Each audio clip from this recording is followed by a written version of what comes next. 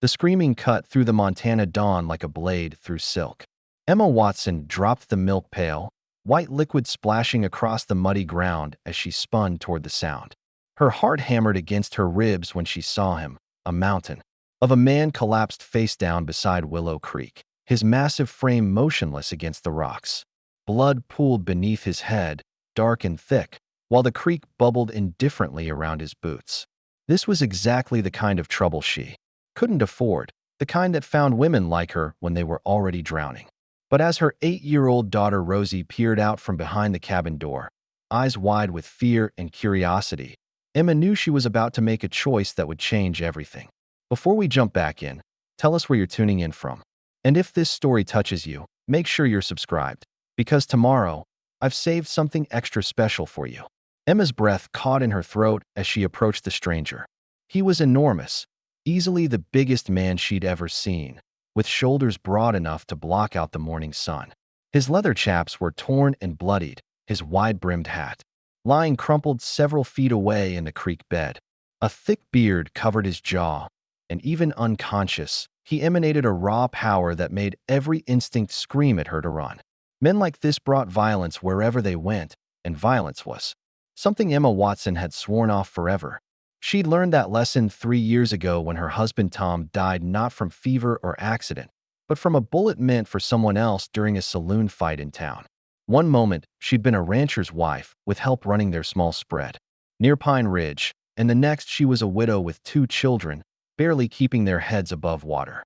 The life insurance Tom had promised turned out to be nothing but empty words, and the bank had been circling ever since, waiting for her to miss a payment so they could swoop in and claim what little remained of their dreams. "Mama, is he dead?" Rosie's voice was small and frightened as she crept closer, her bare feet silent on the damp earth. Ben, her 12-year-old brother, emerged from the barn where he'd been mucking stalls, pitchfork still gripped in his hands like a weapon. Emma knelt beside the massive stranger, her hand hovering over his back. She could see the rise and fall of his breathing, shallow but steady. A gash above his left temple leaked blood into his dark hair, and his shirt was torn across the back, revealing more cuts and bruises. His horse was nowhere to be seen, which meant he'd either been thrown or had walked here from somewhere else. Either way, he was hurt badly and needed help. "Ben, fetch Doc Peterson from town," she said, making the decision before she could talk herself out of it. "Tell him we've got an injured man out here." "But Mama," Ben protested, his voice cracking the way it did when he was scared. "What if he's dangerous? What if he's one of them outlaws that's been hitting the cattle ranches up north?" Emma had heard those stories too. Reports of a gang, led by a giant of a man who terrorized small ranchers, taking what they wanted and leaving destruction in their wake. The descriptions matched the size of the man lying bleeding at her feet, but something didn't sit right. Outlaws didn't usually end up alone and beaten beside random creeks. They traveled in packs and left others bleeding, not themselves. Doc Peterson, Ben. Now. Her voice carried the authority that only a mother facing impossible choices could muster. Ben hesitated another moment, then dropped the pitchfork and ran toward the barn to saddle their remaining horse. Emma turned back to the stranger, studying his face more carefully. Beneath the blood and bruises, his features were surprisingly gentle. His hands, though massive and calloused from hard work, were clean and well kept. Whatever had happened to him, wherever he'd come from, he wasn't the kind of man who lived rough by choice. "Rosie, bring me the old quilts from the chest and fill the biggest pot with water from the pump," Emma instructed. "We need to get him cleaned up before Doc arrives." "Are you sure about this, Mama?" Rosie asked, but she was already moving toward the cabin. At 8 years old, she'd learned to trust her mother's judgment, even when that judgment seemed to lead them into uncertain territory. Emma wasn't sure about anything anymore. Since Tom's death, every decision felt like walking blindfolded across a frozen creek, never knowing if the next step would send her crashing through the ice. But she'd built her life on one simple principle: when someone needed help, you helped them. It was what her own mother had taught her, what she was trying to teach her children, and what the community of Pine Ridge had always stood for, at least. Until the railroad brought new money and new problems to their quiet corner of Montana. The stranger groaned softly as Emma carefully turned him onto his back. Up close, he was even more imposing. His chest was broad as a barn door, his arms thick with muscle earned through years of hard labor. But his face, now that she could see it properly, held a vulnerability that caught her off guard. There were lines around his eyes that spoke of laughter, and his mouth, even slack with unconsciousness, seemed more accustomed to smiling than snarling. Rosie returned with the quilts and helped Emma spread them on the ground beside the creek. Together, they managed to roll the massive man onto the makeshift bed, though Emma's back protested every inch of the way. He had to weigh close to 250 pounds, all of it solid muscle and bone. "What's your name, mister?" Emma whispered as she began cleaning the blood from his temple with water from the creek. "And what in the world happened to you?" The answer came sooner than expected. As she dabbed at the worst of the cuts, the stranger's eyes fluttered open, revealing the deepest blue she'd ever seen. They were the color of Montana sky in late summer, clear and vast, and somehow familiar, though she was certain they'd never met. For a moment, they simply stared at each other. Emma found herself frozen, cloth in hand, suddenly aware that she was kneeling beside a man who could probably snap her in half without breaking a sweat. His gaze moved slowly across her face, then to Rosie, who stood several feet away, then back to Emma with an expression she couldn't quite read. "I'm sorry," he said, his voice deep and gravelly, but surprisingly gentle. "Didn't mean to cause trouble." Emma had expected many things from a man of his size and apparent situation. Demands, threats, maybe even violence. The last thing she'd expected was an apology delivered with what sounded like genuine regret. "You're hurt," she said simply. "I've sent for the doctor." He tried to sit up, winced, and settled back down with a low groan. "That's kind of you, ma'am, but I can't afford—" "I didn't ask if you could afford it," Emma interrupted. "I said I sent for him." Something shifted in those blue eyes, a spark of what might have been surprise or gratitude. He studied her face again, more carefully this time, as if trying to solve a puzzle. "Name's Cal Stone," he said finally. "And I'm grateful for your kindness, Mississippi." "Emma Watson. This is my daughter Rosie." Emma resumed cleaning his wounds, noting how he flinched at her touch but didn't pull away. "My son Ben went for the doctor. You can thank us by lying still until he gets here." Cal Stone. The name didn't ring any bells, which was both reassuring and concerning. In a territory where everyone knew everyone else's business, strangers were always suspect. But there was something about the way he said it, straightforward and honest, that made her inclined to believe him. "Mrs. Watson," Cal said, wincing as she probed a particularly deep cut. "I need you to know that I'm not. That is, I wouldn't." He trailed off, frustration creeping into his voice. "You wouldn't what, Mr. Stone?" "I wouldn't hurt you. Or your children," he said quietly. "I know how this looks, a man like me showing up half dead on your property. But I want you to know that you're safe." Emma paused in her ministrations. Preparing and narrating this story took us a lot of time. So if you are enjoying it, subscribe to our channel. It means a lot to us. Now back to the story. It was an odd thing for a man to say, especially one who was flat on his back and barely conscious. Most men of her acquaintance would have assumed their good intentions were obvious. The fact that Cal Stone felt the need to explicitly state his peaceful intentions suggested he was used to people being afraid of him. "I appreciate that, Mr. Stone," she said carefully. "But I have to ask what happened to you. These injuries, they don't look like they came from a fall." Cal's jaw tightened, and his eyes moved to Rosie, who was listening to every word with the intense concentration that children brought to adult conversations they weren't supposed to understand. "Maybe we could discuss that later," he said diplomatically. Emma followed his gaze and nodded. "Rosie, honey, why don't you check on the chickens? Make sure they all made it through the night." Rosie clearly wanted to argue, but she'd been raised to obey her mother.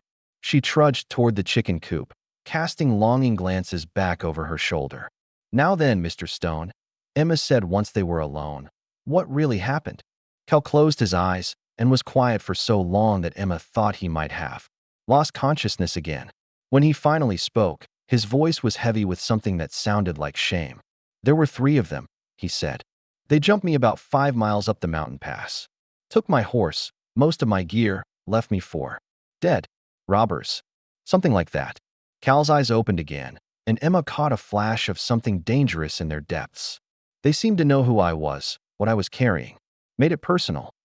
Emma felt a chill that had nothing to do with the morning air. What were you carrying? Money, Cal said simply. A lot of money. Payment for a herd of cattle I'd delivered to a ranch up north. Should have known better than to travel alone, but He trailed off again, shaking his head. It was a plausible story, the kind of thing that happened all too often in the territories. Cattle drives brought money, money attracted thieves, and thieves left bodies scattered across the landscape. But something in Cal's manner suggested there was more to it than simple robbery. They take everything? Emma asked. Cal's hand moved instinctively to his chest, then stopped. Most of it. Emma noticed the gesture and wondered what he might still be carrying, but she didn't press. A man was entitled to his secrets, especially. A man who'd just been beaten and robbed. The sound of hoofbeats announced Ben's return with Doc Peterson, a grizzled man in his 60s who'd been tending to the medical needs of Pine Ridge for as long as anyone could remember. He took one look at Cal and whistled low under his breath. Well, Emma, you sure know how to find them big, don't you? Doc Peterson said, dismounting with the careful movements of a man whose bones had started to protest such activities. What happened to this giant? Emma let Cal tell his story while Doc examined his injuries. The doctor's weathered hands moved, with practiced efficiency, probing and prodding while maintaining a running commentary. Concussion, but not too severe. These cuts are deep but clean. Some bruised ribs, maybe a cracked one. You're lucky, son. Whoever did this to you meant business. Will he be all right? Emma asked. He'll live, but he's going to need rest. And care. Head injuries are tricky things. He shouldn't be moved for at least a week, maybe 2. Emma's heart sank.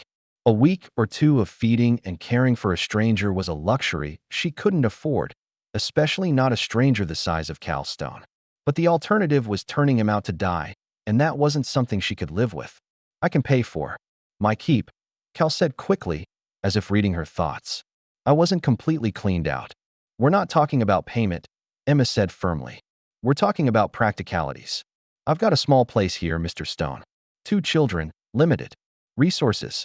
I'm not sure how. The barn, Cal interrupted. I could stay in the barn. Wouldn't be any trouble, and I could help with the work as soon as I'm able.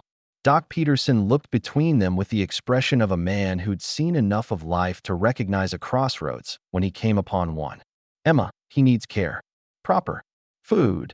Someone to watch for signs of fever or complications. You're good people, but this is a big responsibility. Emma looked down at Cal Stone, this massive stranger who dropped into her life like a boulder thrown into a still pond. His blue eyes met hers, and she saw something there that decided her. Not desperation exactly, but a quiet hope that suggested he wasn't used to people taking chances on him. The barn it is, she said. But I want the truth about what really happened to you, Mr. Stone. All of it. Cal's smile was small but genuine. Yes, ma'am. You've earned that much. Doc Peterson finished his examination and left a small bottle of laudanum for the pain, along with detailed instructions for Emma about what to watch for. After he'd gone, Emma and Ben managed to get Cal moved into the barn, settling him on a bed of fresh hay covered with quilts. As the afternoon wore on, Emma found herself stealing glances at their unexpected guest. He slept fitfully, occasionally murmuring words she couldn't make out. Once, she thought she heard him say sorry, and another time what sounded like never again. Whatever demons he was fighting in his dreams, they seemed to be winning. It was near sunset when Rosie approached her with the question Emma had been dreading. Mama, are you scared of him? Emma looked at her daughter, noting the way Rosie's eyes kept drifting toward the barn. A little, she admitted. But sometimes being scared is just another way of being careful. He doesn't look mean, Rosie said thoughtfully. Even when he was hurt, he looked sad, not angry. Out of the mouths of babes. Emma had noticed the same thing. The way Cal's face held more sorrow than rage, even when he'd been describing his attack. It was unusual in a man of his size and obvious strength.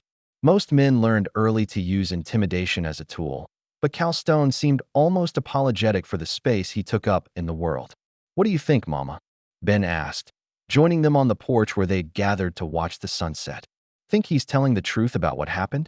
Emma considered the question carefully. There were definitely gaps in Cal's story, details that didn't quite add up. But the core of it, the part about being attacked and robbed, had the ring of truth. And regardless of how he'd ended up bleeding beside their creek, he was here now, injured and in need of help. I think, she said finally, that the truth is probably more complicated than what he's told us. But I also think he's not the kind of man who'd hurt us. How can you tell? Ben asked. Emma smiled, remembering the way Cal had apologized before. He'd even fully regained consciousness, the way he'd been careful to reassure her about her children's safety without being asked. Sometimes you just know, she said. And sometimes you take a chance on people because it's the right thing to do. As if summoned by their conversation, a sound drifted from the barn that made all three of them freeze. It was singing, deep and rich and utterly unexpected. Cal Stone, the giant who'd collapsed bleeding by their creek, was singing a lullaby in a voice that could have filled a cathedral. The melody was familiar, something Emma remembered from her own childhood, but Cal's rendition transformed it into something altogether more beautiful. His voice carried pain and hope in equal measure, wrapping around the simple words like a warm blanket on a cold night. Rosie's eyes went wide with wonder. Mama, he sounds like an angel. Emma found herself nodding, too surprised to speak. Whatever she'd expected from Cal Stone, it wasn't this. Not this gentle, heartbreaking music that seemed to rise from somewhere deep inside his massive frame and float out into the Montana evening like a prayer. Ben was staring toward the barn with an expression Emma couldn't quite read. Maybe, he said quietly, we don't know anything about him at all. And maybe, Emma thought, that was exactly the point. Maybe Cal Stone was going to turn out to be full of surprises, the kind that challenged everything she thought she knew about judging people by their appearance. As the last notes of the lullaby faded into the gathering darkness, Emma made a decision that would change all their lives. She was going to give this mysterious giant every chance to prove her instincts right, even if it meant risking everything she had left. After all, sometimes the most dangerous thing you could do was play it safe. The singing had stopped, but its echoes seemed to linger in the air around them, a promise of mysteries yet to be revealed and stories yet to be told. In the barn, Cal Stone settled into an uneasy sleep, unaware that his voice had just opened a door that could never be closed again. Emma Watson, widow and mother, cautious by necessity and generous by nature, had just invited a giant into her life.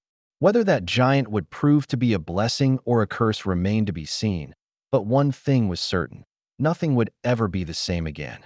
Emma woke before dawn to the sound of wood being chopped.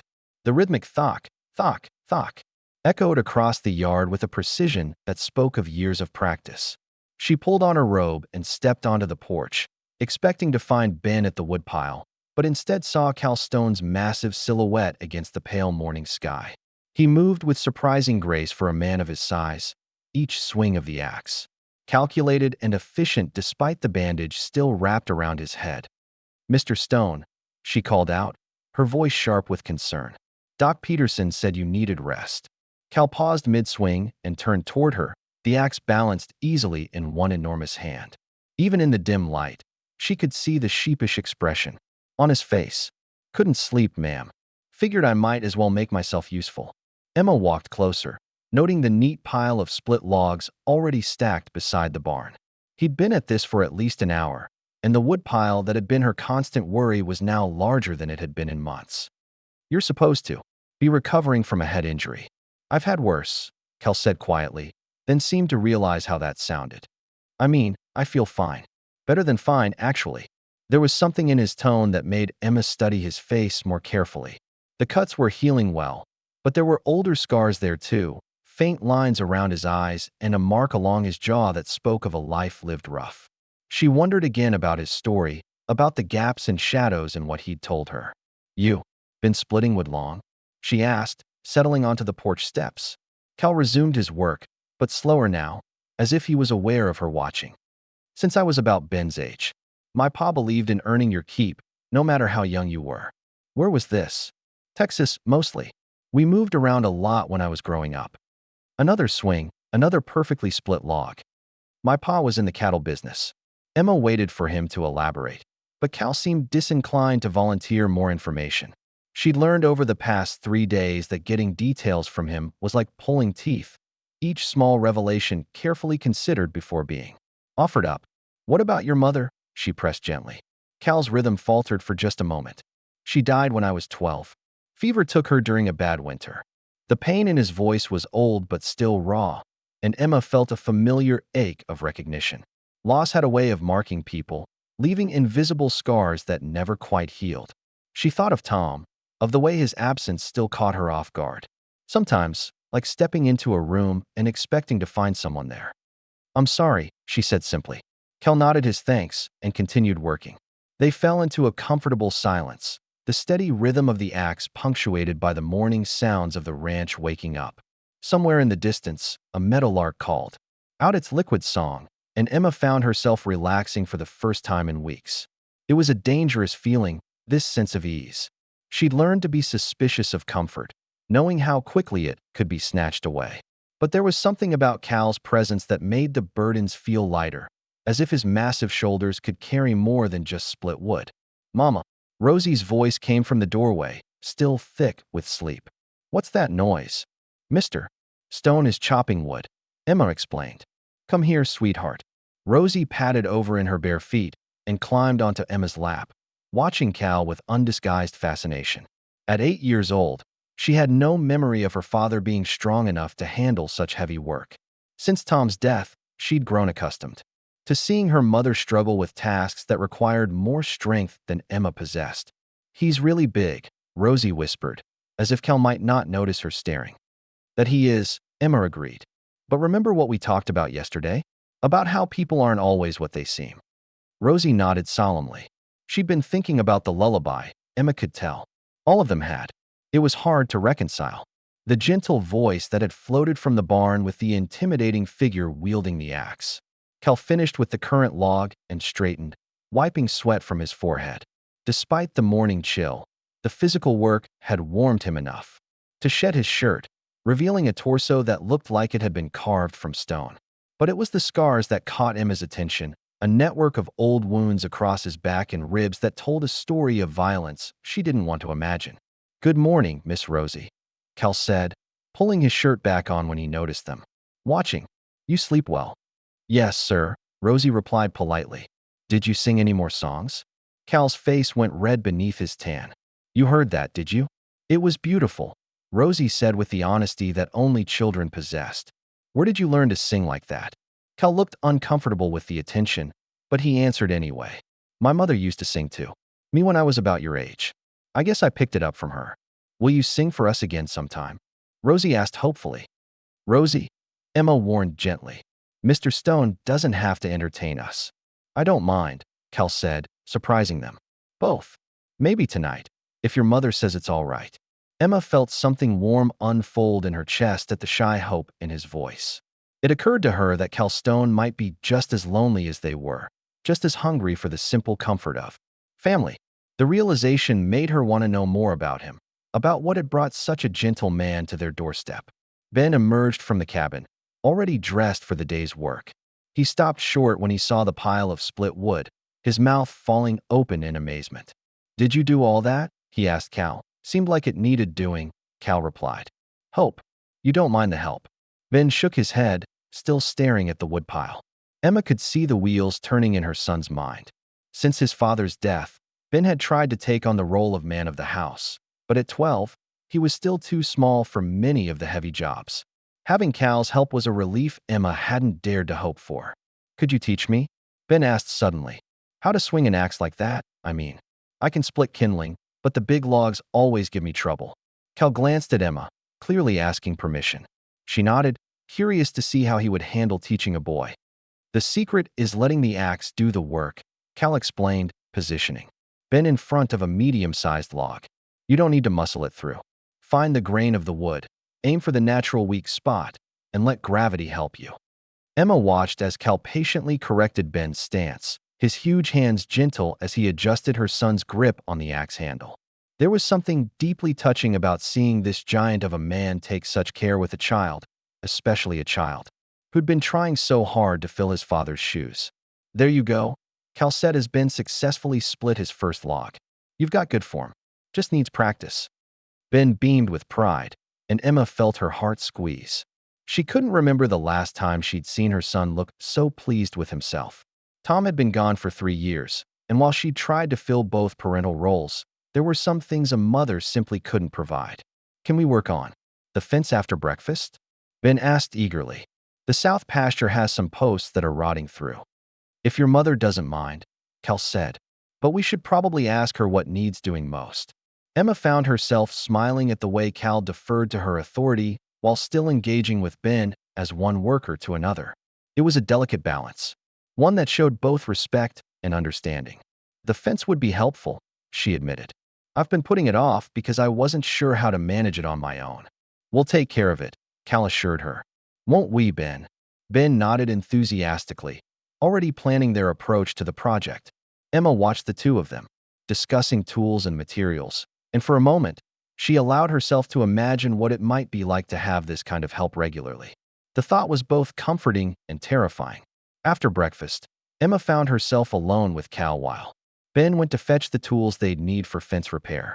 Rosie was playing with her rag doll in the yard, creating elaborate stories that involved princesses and dragons and unlikely rescues. Mr. Stone, Emma said, settling beside him on the porch steps. I want to thank you for being so patient with Ben. He's been trying so hard to be the man of the house, and sometimes I think the weight of it is too much for him. Cal nodded thoughtfully. He's a good boy. Reminds me of myself at that age, actually, trying to grow up too fast because circumstances demanded it. Is that what happened to you? You had to grow up too fast? Cal was quiet for a long moment, his gaze fixed on the mountains in the distance. After my mother died, my father changed. He'd always been hard, but grief made him harder. I learned early that the world doesn't give you time to be a child if you're not born to soft circumstances. Emma heard the echo of old pain in his words and felt a surge of sympathy. I worry about that with Ben. About him missing out on being a boy because he feels responsible for taking care of us. He'll be all right, Cal said gently. He's got something I didn't have at his age. What's that? Cal looked at her, with those impossibly blue eyes. A mother who loves him enough to worry about his childhood. That makes all the difference. The simple statement hit Emma harder than she'd expected. She'd been so focused on the practical aspects of raising her children alone that she sometimes forgot the emotional weight they all carried. Having someone acknowledge her efforts, her love for her children, felt like a gift she hadn't known. She needed.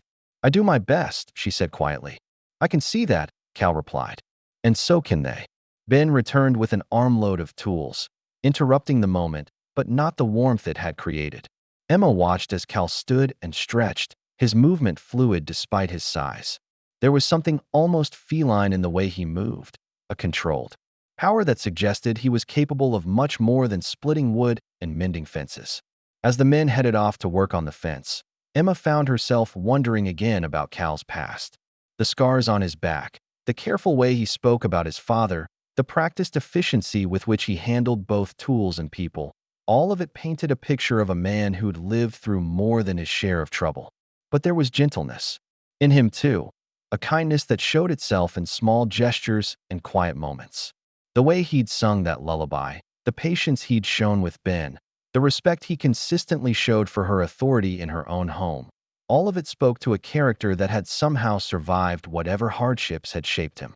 Emma spent the morning tending to household chores, but she found her attention constantly drawn to the sound of voices from the south pasture. Cal's deep rumble and Ben's higher tones blended together as they worked, and occasionally she heard laughter that made her smile.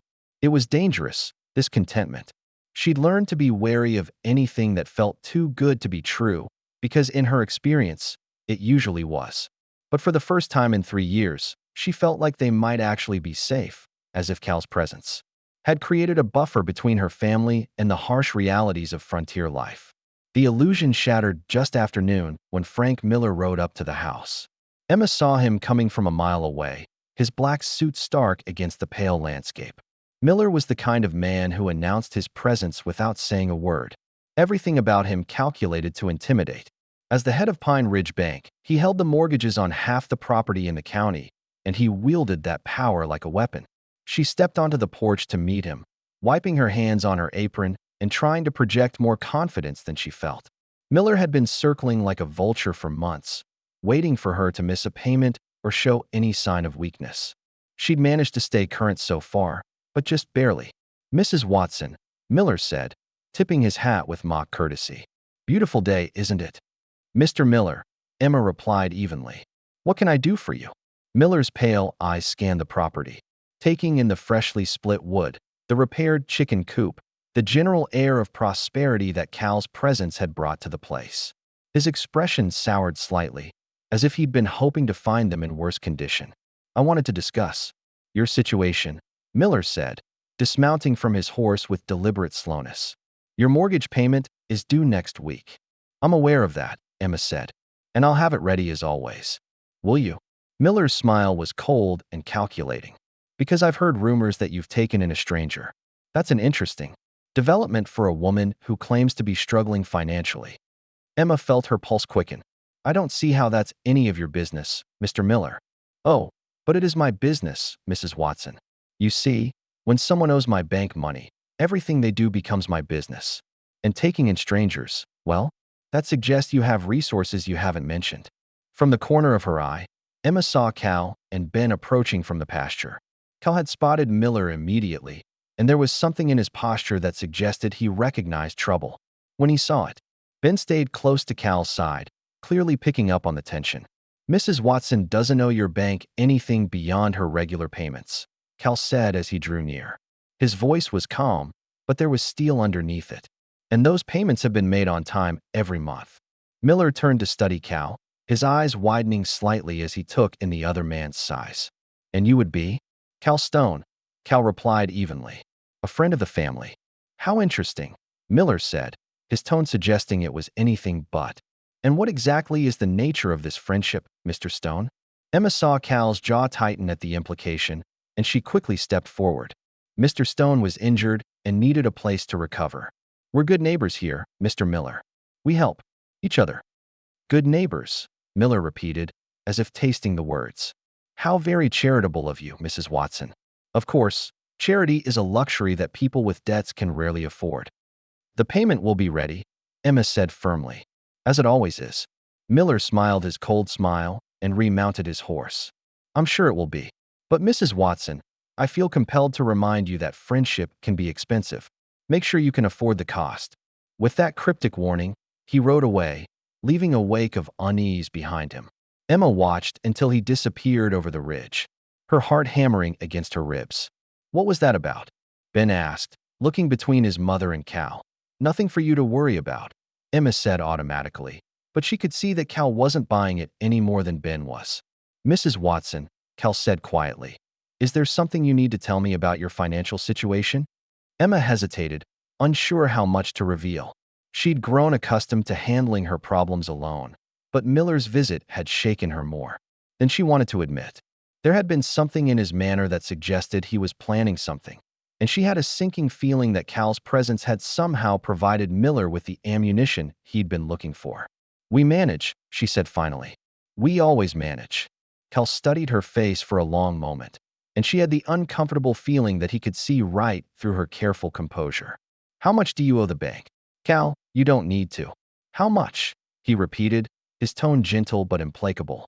Emma glanced at Ben, who was listening with the intensity of a child who'd learned that adult conversations often determined his fate. $200, she admitted. The payment is $50, due every 3 months. Cal's expression didn't change, but she saw something flicker in his eyes. And you have the $50? Emma's silence was answer enough. She'd been robbing Peter to pay Paul for months, stretching every penny until it screamed. The $50 represented more money than she typically saw in 6 months, and this quarter had been particularly hard. I'll figure something out, she said, lifting her chin defiantly. I always do. No, Cal said quietly. You won't have to. Before Emma could ask what he meant, Cal turned and walked toward the barn. She followed, leaving Ben standing uncertainly. In the yard, inside the barn, Cal knelt beside his saddle and began digging through the saddlebags that had been salvaged from his attack. Cal, what are you doing? He pulled out a small leather pouch and stood, weighing it in his palm. Paying a debt? Absolutely not, Emma said firmly. I won't take your money.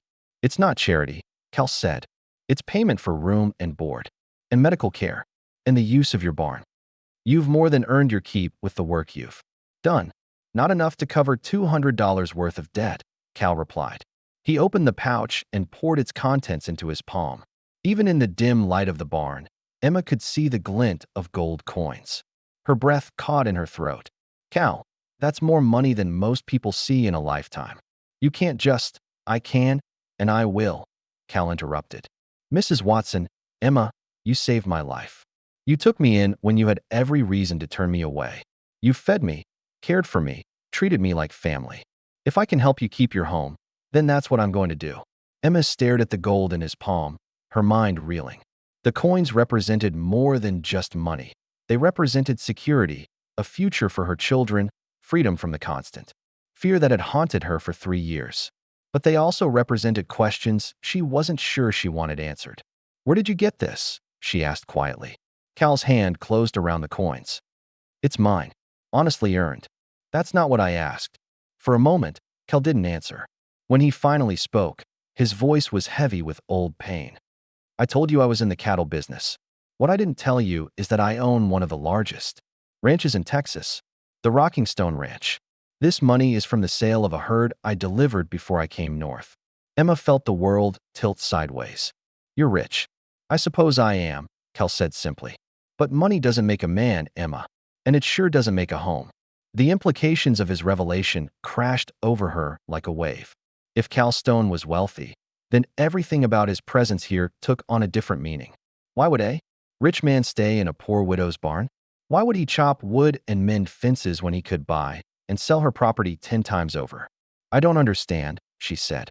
If you have money, if you have a ranch, then why are you here? Why didn't you just go home after you recovered? Cal looked away, his jaw working as if he was struggling with words that didn't want to come. When he finally met her eyes again, she saw a pain so deep it took her breath away. Because I don't have a home anymore, he said quietly. I have a ranch. I have money. I have everything a man is supposed to want. But I don't have a home. The raw honesty in his voice made Emma's chest ache. She thought of the lullabies he sang in the dark, the gentle way he'd taught Ben to split wood, the respect he'd shown for her family from the very first day. This wasn't a rich man slumming among the poor. This was a lonely man who'd found something precious and was afraid to let it go. Cal, she began, but he shook his head. Please, he said, let me do this. Let me help you keep what matters most. Emma looked into his eyes and saw the truth there. Cal Stone wasn't offering charity. He was asking for the chance to protect something he'd come to value. And despite all her pride, all her determination to handle things alone, she found herself nodding. All right, she whispered. But this is a loan, not a gift. I'll pay you back. Cal's smile was small but genuine. I know you will. As they walked back toward the house, Emma felt the weight of uncertainty settling around her like a cloak. Cal's revelation changed everything, raised new questions and new possibilities that she wasn't sure how to navigate. But one thing remained constant. The man walking beside her, wealthy or poor, was still the same gentle giant who'd sung lullabies in the dark and treated her children with kindness. Whatever came next, they would face it together. And for the first time in 3 years, Emma allowed herself to believe that maybe, just maybe, everything was going to be all right. The riders came with the storm. Emma first spotted them through the kitchen window as she kneaded bread for supper, 3 dark figures cresting the ridge against a sky heavy with thunderclouds. They moved with purpose, not the casual pace of travelers seeking shelter, and something about their formation made her blood run cold. She wiped flour from her hands and stepped onto the porch, shading her eyes against the wind that had begun to whip across the valley. Cal emerged from the barn at almost the same moment, a pitchfork in his hands that suddenly looked less like a farming tool and more like a weapon. His entire demeanor had changed, the easy contentment of the past week replaced by something alert and dangerous. Emma had never seen him look so formidable, his massive frame coiled with tension as he watched the approaching riders.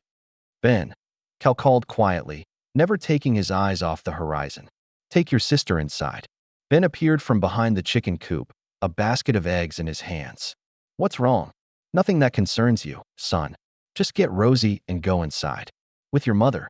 Emma wanted to argue, to assert that this was her property and her decision, but something in Cal's tone stopped her. This wasn't the gentle giant who had been chopping wood and singing lullabies. This was someone else entirely, someone who recognized danger in ways she couldn't fathom. Who are they? She asked, moving closer to Cal. I don't know yet. he replied. But there was something in his voice that suggested he had suspicions. But they're not here by accident. The riders were close enough now for Emma to make out details. 3 men, all wearing long coats despite the warm day, their hats pulled low against the wind. Their horses were good quality, not the kind of mounts that drifters typically rode. These were men with resources, and that somehow made them more threatening than simple outlaws. "Mrs. Watson," Cal said without turning around, "I need you to go inside and get that rifle I saw hanging over your mantel.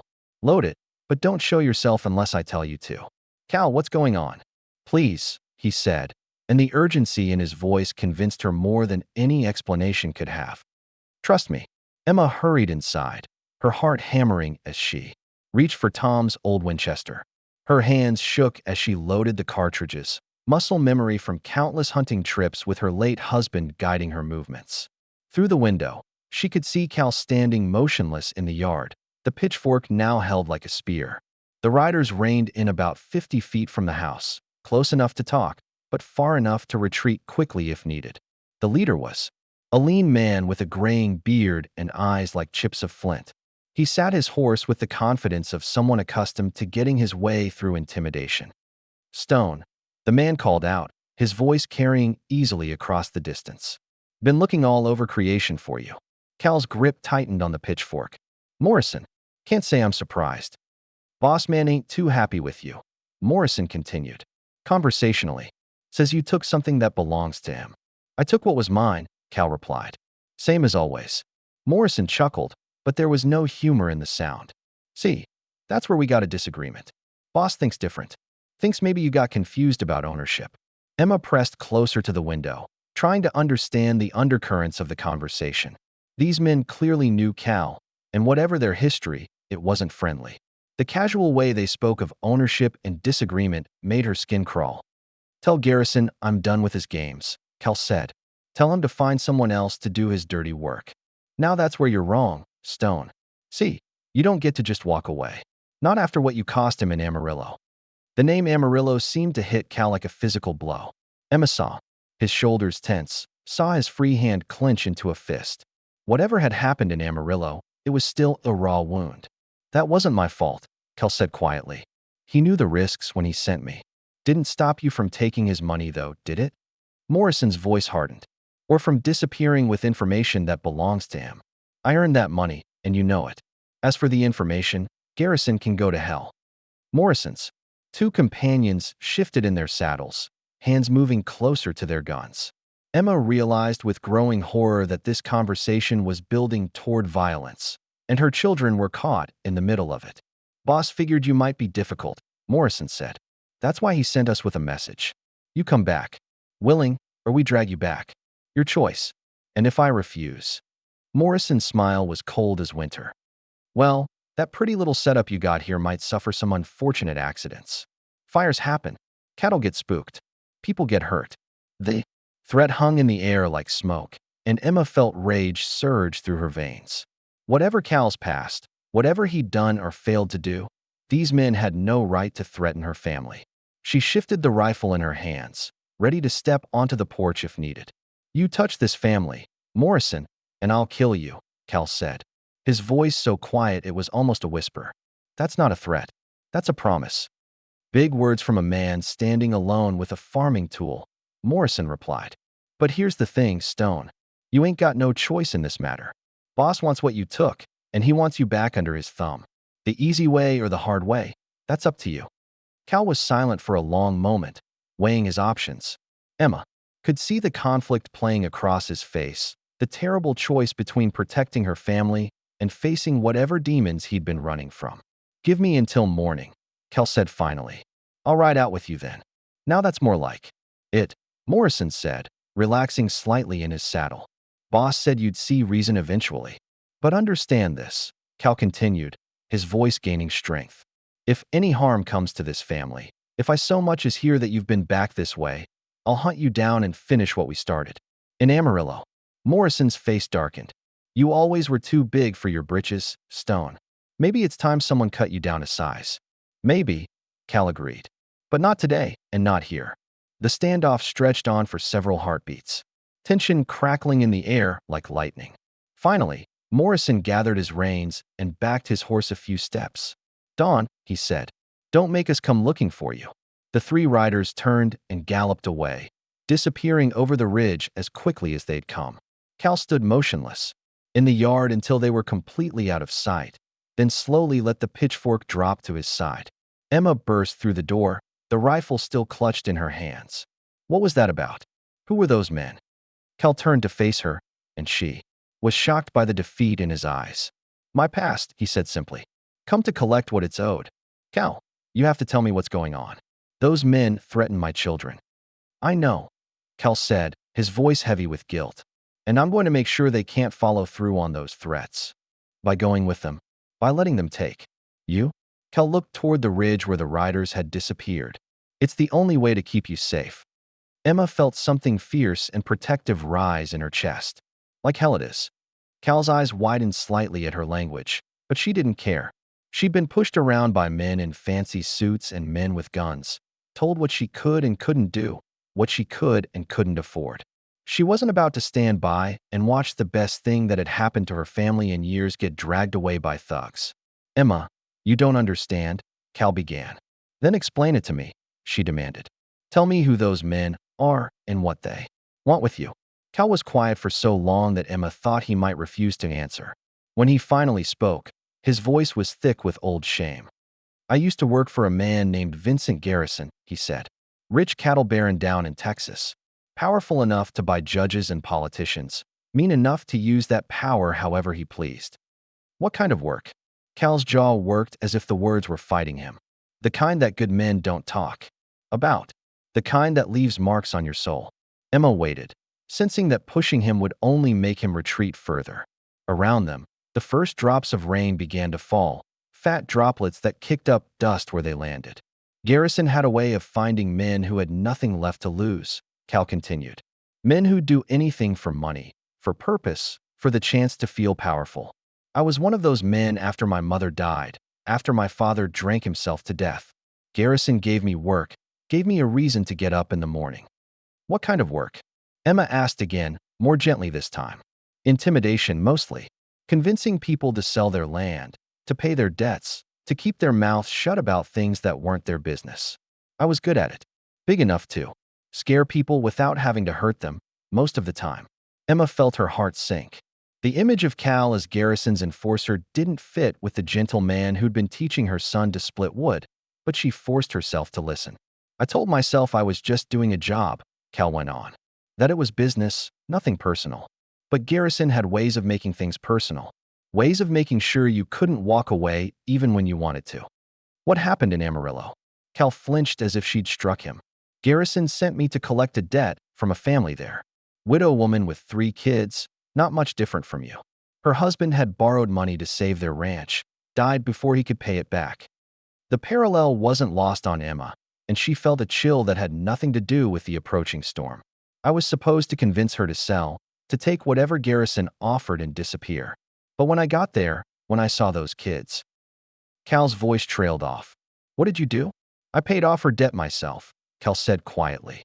"Used my own money, money I'd been saving to buy my own spread. Told Garrison she'd sold out and moved away.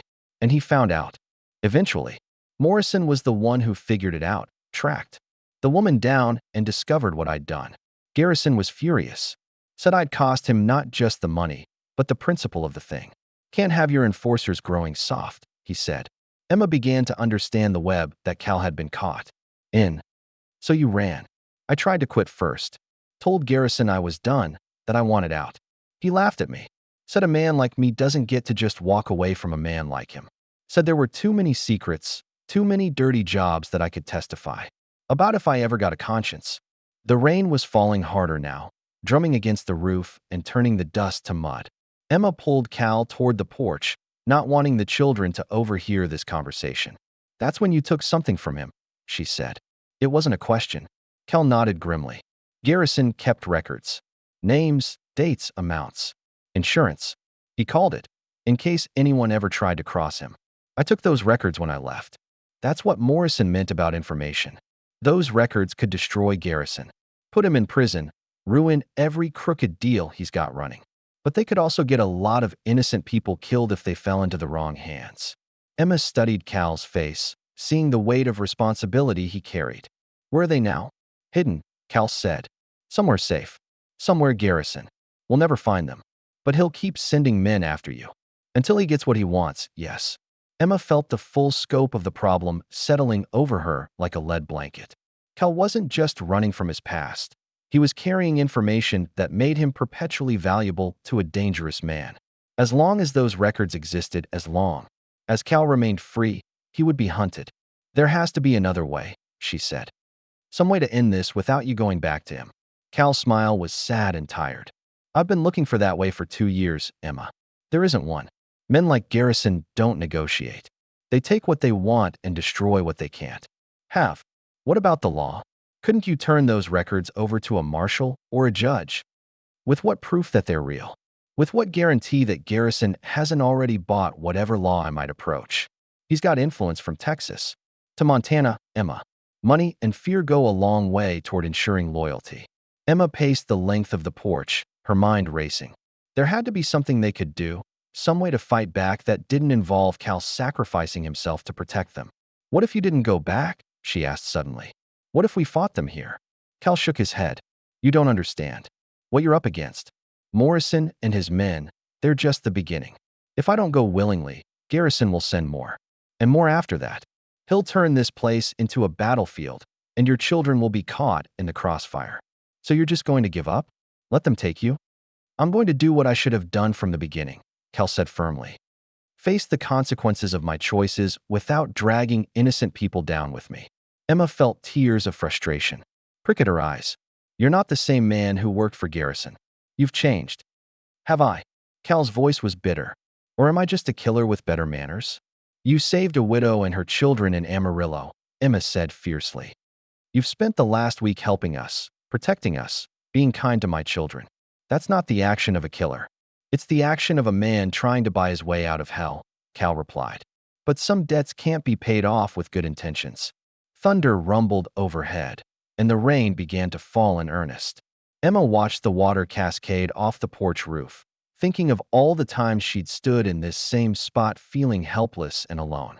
But she wasn't alone anymore, and she wasn't nearly as helpless as she'd once believed. I have an idea, she said suddenly. Cal looked at her skeptically. Emma, this isn't something you can solve with determination and hard work. Maybe not, she agreed. But I know someone who might be able to help. Someone with influence and connections that even Garrison might respect. Who? Emma smiled for the first time since the riders had appeared. Judge Harrison. He's Tom's cousin, lives up in Helena. He's been wanting to help us since Tom died. But I was too proud to ask. A judge in Helena won't have jurisdiction over crimes committed in Texas. No, but he'll have connections. Other judges, federal marshals, politicians who owe him favors. And more importantly, he's honest. Garrison might have bought law enforcement in Texas, but Montana's different. The corruption hasn't spread this far north yet. Cal was quiet, considering her suggestion. Emma could see hope warring with skepticism. In his expression, it's worth a try, she pressed. At the very least, we could get those records into the hands of someone trustworthy, someone who could use them properly. And what about Morrison? He's expecting me to ride out with him at dawn. Emma's smile turned predatory. Let me worry. About Morrison. Before Cal could ask what she meant, the sound of hoofbeats approached through the rain. Both of them tensed, expecting to see Morrison and his men returning, but instead Frank Miller's familiar black gelding appeared through the downpour. What's he doing here? Cal muttered. Emma felt a surge of inspiration. Maybe bringing us exactly what we need. Miller rode up to the house, his expensive suit already soaked through. He looked miserable and angry, like a man who'd been forced to travel in weather he considered beneath his station. Mrs. Watson, he called out, not bothering to dismount. I need to speak with you. Then come up on the porch, Mr. Miller, Emma replied. Unless you prefer conducting business in the rain. Miller hesitated, clearly uncomfortable with the idea of approaching too close to Cal, but the worsening weather eventually drove him to seek shelter. He tied his horse to the porch rail and climbed the steps, water dripping from his hat brim. Mr. Miller, Emma said pleasantly. To what do we owe the pleasure? Miller glanced nervously at Cal, who loomed silently in the shadows of the porch. I've had some interesting visitors today, Mrs. Watson. Men asking questions about your house guest. What kind of questions? The kind that suggest Mr. Stone here isn't quite what he appears to be, Miller said, his confidence returning now that he felt he had leverage. These men seemed very eager to find him, eager enough to offer significant compensation for information about his whereabouts. Emma felt Cal tense beside her, but she kept her expression neutral. I hope you told them you had no information to share. I told them I'd consider their offer, Miller replied smugly. After all, a business relationship requires trust, and harboring fugitives doesn't exactly inspire confidence in one's character. Fugitives? Emma asked. That's a serious accusation, Mr. Miller. I hope you have proof to back it up. Miller's smile faltered slightly. I have men willing to pay good money for information. That's proof enough for me. Actually, Emma said, an idea crystallizing in her mind. I think it's proof of something else entirely. Before Miller could ask what she meant, Emma stepped closer to him, lowering her voice to a conspiratorial whisper. Mr. Miller, what would you say if I told you that those men who visited you today are part of a criminal organization? What would you say if I told you that by helping them, you'd be making yourself an accessory to extortion, intimidation, and possibly murder? Miller's face went pale. That's ridiculous. They were businessmen. Were they? Emma asked innocently. Because from where I stand, it looks like you've just been approached by representatives of a Texas cattle baron with a reputation for violence and corruption. A man who uses intimidation and murder to expand his empire. She could see the wheels turning in Miller's head, greed warring with self-preservation. The banker was many things, but he wasn't stupid. He knew that associating with the wrong people could destroy his carefully cultivated reputation. I think, Emma continued, that Judge Harrison and Helena would be very interested to hear about criminal elements trying to establish operations in Montana. Don't you agree, Mr. Miller? The threat was subtle but unmistakable. Miller's connection to Judge Harrison through various business dealings meant that his reputation depended on staying on the right side of territorial law. Mrs. Watson, Miller said carefully, I think there may have been a misunderstanding. I'm sure there was. Emma agreed. The kind of misunderstanding that could be cleared up very quickly with a telegraph to the proper authorities. Miller looked between Emma and Cal, clearly calculating his options. Finally, he seemed to reach a decision. Perhaps we could discuss this matter more privately, he suggested, away from outside influences. Emma glanced at Cal, who nodded almost imperceptibly. Of course, Mr. Miller. Cal, would you mind checking on the children? Mr. Miller and I have some business to discuss. Cal stepped inside, leaving Emma alone with the banker. Miller waited until they were alone before speaking. What do you want? He asked bluntly. Your help, Emma replied. And your discretion. In exchange for what? Emma smiled. In exchange for not mentioning your willingness to collaborate with known criminals when I write to Judge Harrison tomorrow. Miller's jaw worked as if he was chewing something distasteful. What kind of help? I need you to send a telegraph to Helena. Tonight. Before those men return. Saying what? Emma outlined her plan quickly, watching Miller's expression shift from resistance to grudging acceptance. By the time she finished, the banker was nodding slowly. It could work, he admitted. Judge Harrison does have influence with the territorial marshal's office. Then you'll do it. Miller sighed heavily. I'll send the telegraph. But Mrs. Watson, if this backfires, if these men you're dealing with are as dangerous as you suggest, then we'll all pay the price. Let me worry about that, Mr. Miller. Emma said, you just focus on staying on the right side of the law. After Miller left, Emma found Cal sitting at the kitchen table with Ben and Rosie, helping them with their evening lessons. The domestic scene was so normal, so peaceful, that it was hard to believe they were in the middle of a crisis that could destroy everything. How did it go? Cal asked quietly. Better than expected, Emma replied. Miller's going to send that telegraph tonight. By morning, Judge Harrison should know everything about Garrison and his operation. And Morrison? Emma's smile was grim. Morrison's going to find out that threatening a family under the protection of territorial law enforcement is a very bad idea. Cal looked skeptical.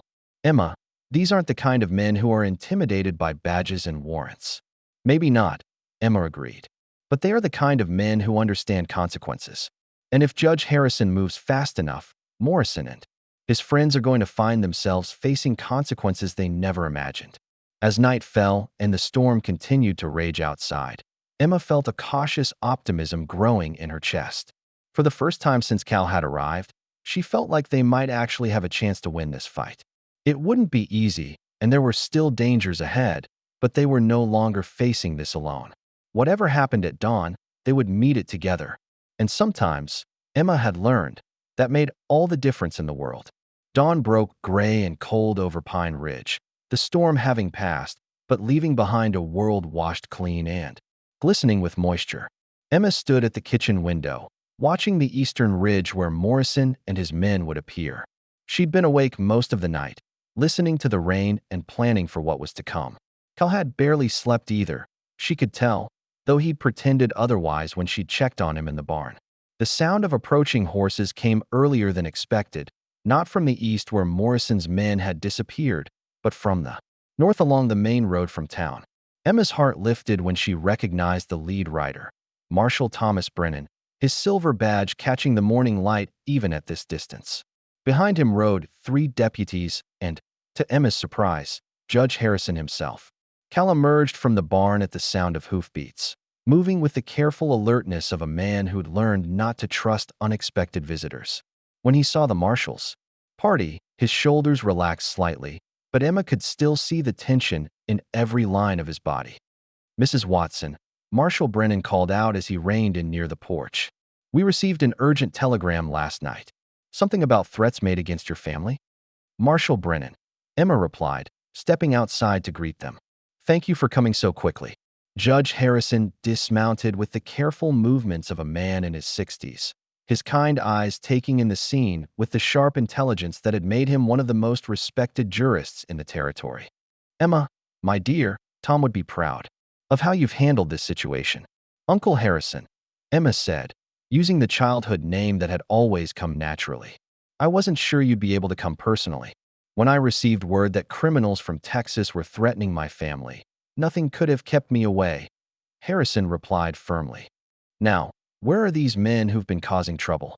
As if summoned by his words, 3 riders appeared on the eastern ridge, silhouetted against the pale sky. Morrison and his men rode with the same casual arrogance they'd shown the day before, clearly expecting to find Cal waiting for them as promised. "Those would be them," Cal said quietly, moving to stand beside Emma. "Marshal, I should tell you that I'm the one they're after. Mrs. Watson and her family are innocent in all this." Marshal Brennan studied Cal with the appraising look of a lawman who'd learned to read character quickly. "Are you guilty of whatever they're accusing you of, son?" Cal was quiet for a moment, considering his answer.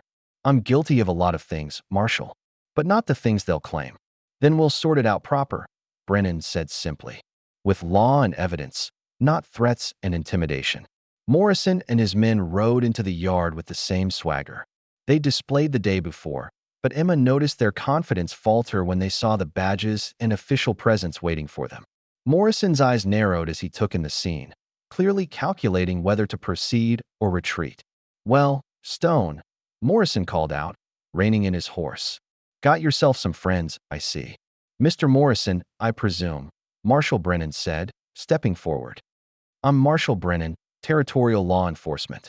I understand you gentlemen have been making threats against this family." Morrison's expression hardened. "Don't know what you're talking about, Marshal. We're just here on business with Mr. Stone." "What kind of business?" Judge Harrison asked, his voice carrying the authority of years on the bench. Morrison glanced between the judge and Marshal, clearly uncomfortable with the official scrutiny. "Private business. Between Mr. Stone and his employer." "Former employer," Cal corrected. "I don't work for Vincent Garrison anymore."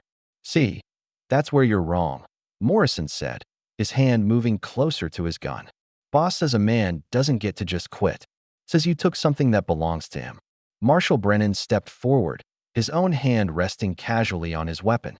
"Mr. Morrison, I'm going to need you and your men to keep your hands visible and away from your guns. We're having a civilized conversation here." Morrison's jaw tightened, but he complied, raising his hands slightly. "This is between us and Stone, Marshal. Territorial law's got no jurisdiction over Texas business. It does when that business involves threatening Montana citizens," Judge Harrison said firmly. "Mrs. Watson is under the protection of territorial law." as are her children. Any threats made against them constitute a federal offense. Emma watched the confrontation unfold, marveling at how quickly the tables had turned. Morrison, who had seemed so confident and threatening the day before, now looked like what he truly was, a hired thug operating outside his area of influence. Now then, Marshal Brennan continued, Mr. Stone, why don't you tell us exactly what Mr. Morrison and his employer want from you? Cal glanced at Emma, who nodded encouragingly. Taking a deep breath, he began to tell his story, starting with his employment by Garrison and ending with his theft of the incriminating records. As he spoke, Morrison's face grew increasingly pale. That's all lies. Morrison interrupted when Cal finished. Stone's nothing but a thief and a killer. Boss has got warrants for his arrest. Do you have those warrants with you? Judge Harrison asked mildly. Morrison fumbled in his coat pocket, producing a folded paper. Harrison examined it carefully, his expression growing stern. This isn't a warrant, he said finally. This is a poorly forged document with no official seals or signatures. Attempting to use false legal documents is a serious crime, Mr. Morrison. Morrison's face flushed red. Now see here, Judge. We're acting on behalf of a legitimate businessman. Stone stole property worth thousands of dollars.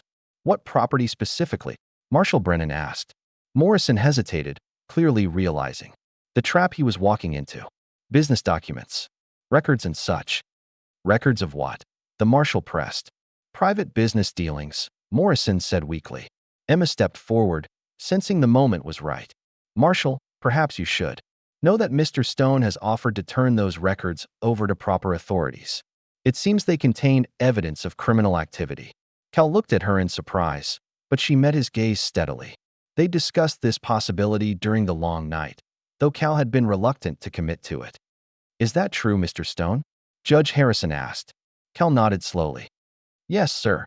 The records document bribes paid to judges and politicians, intimidation tactics used against small ranchers, and several incidents that I believe constitute murder. Morrison's horse shifted nervously as its rider tensed. You got no proof of nothing, Stone. Just a bunch of papers that could say anything. Papers that I'm willing to authenticate under oath, Cal said firmly. Papers that include correspondence bearing Garrison's signature and seal.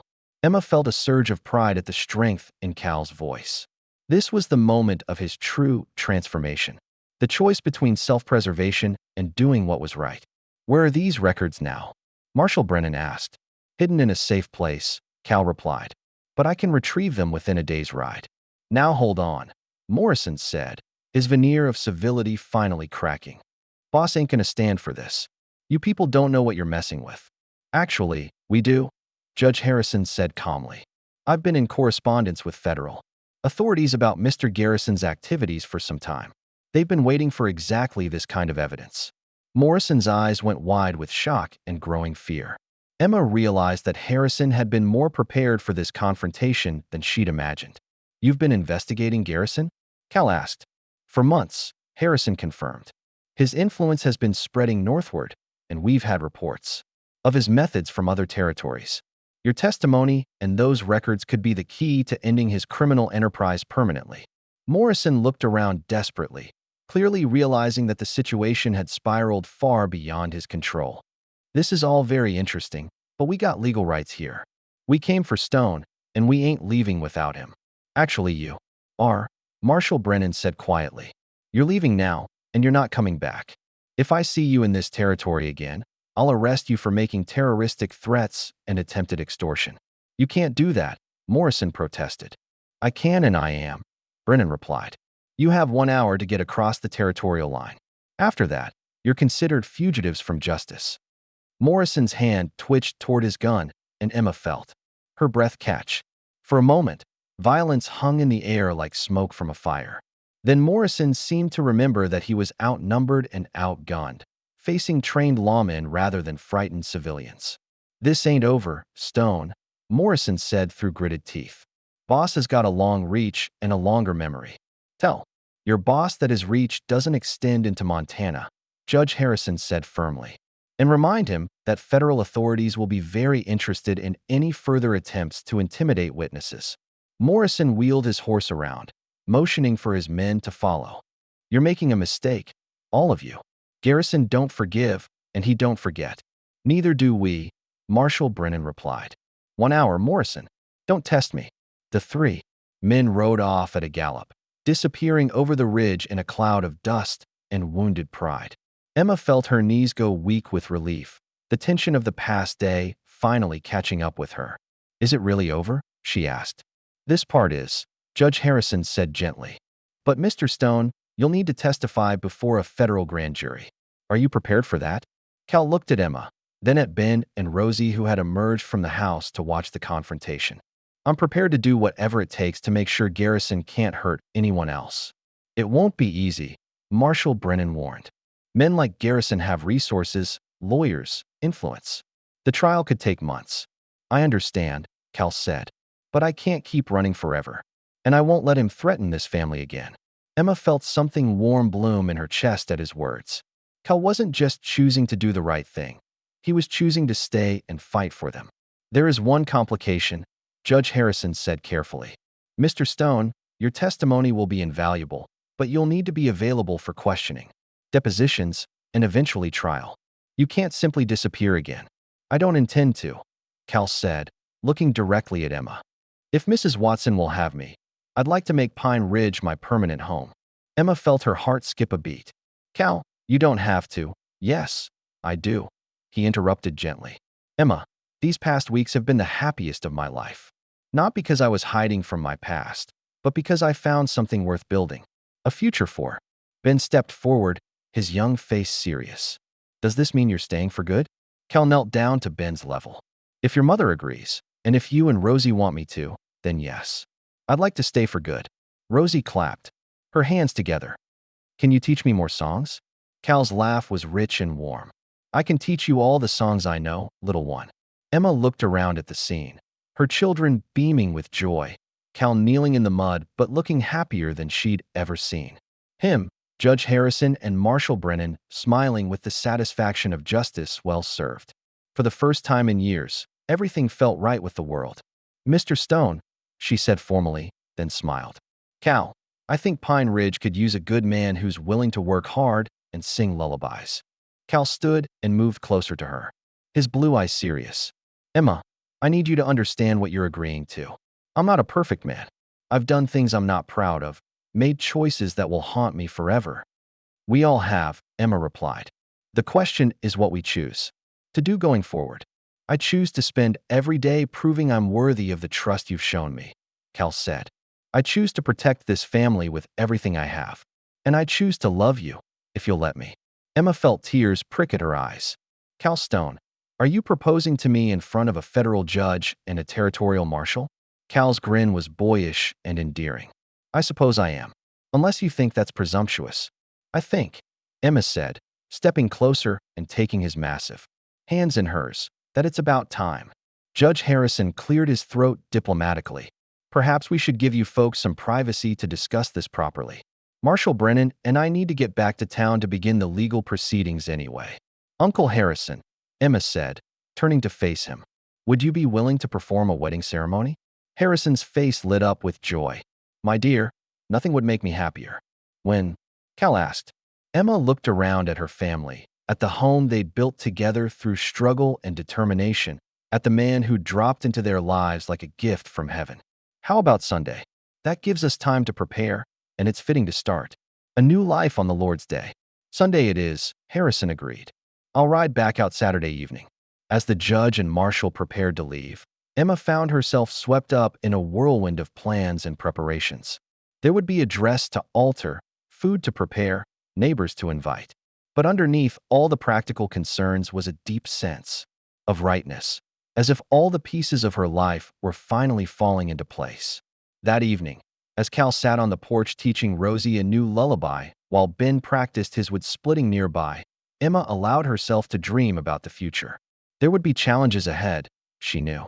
The trial against Garrison would be difficult, and building a new life was never simple.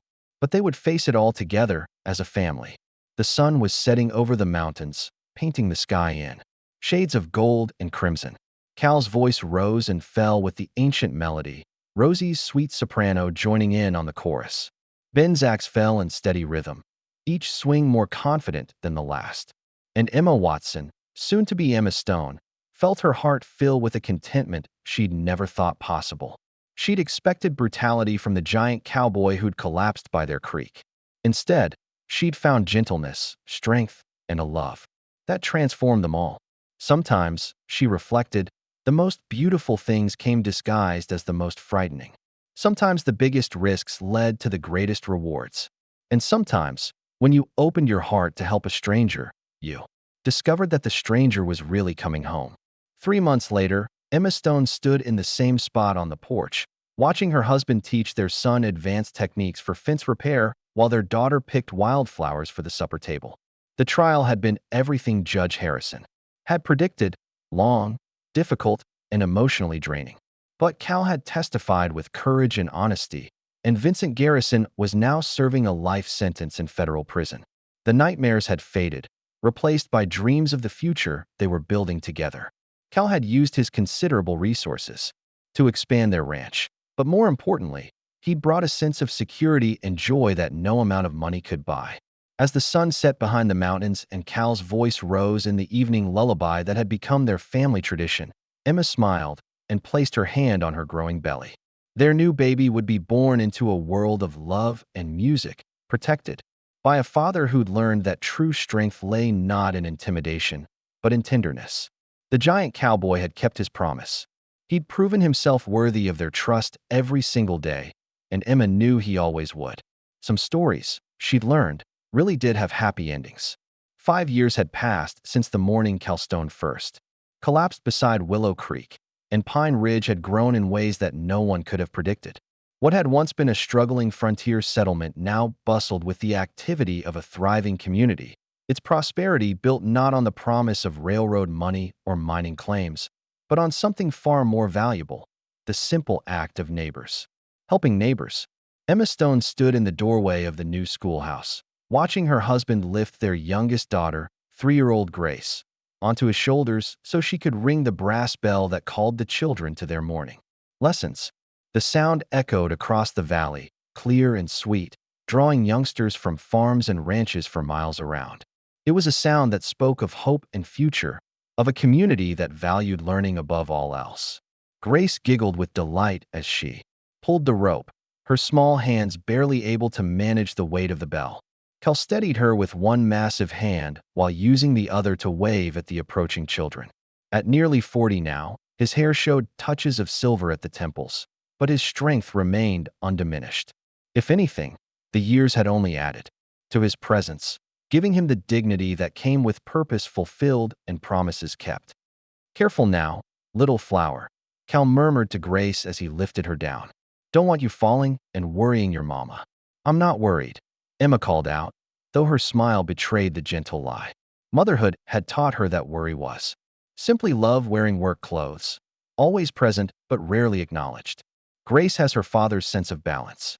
Ben Stone, now 17 and every inch his stepfather's son in all but blood, emerged from the schoolhouse carrying an armload of textbooks. The boy who had once struggled to split kindling now moved with the confident grace of a young man who knew his place in the world. He'd grown tall and strong under Cal's guidance, but more importantly, he'd grown wise and kind under the influence of both his parents. "Morning, Pa," Ben said, using the title that had come naturally after the wedding. "Mrs. Henderson says she's got 12 new students starting today, families moving in from as far as Billings." Cal nodded with satisfaction. The growth of Pine Ridge had been one of his proudest achievements, though he rarely took credit for it.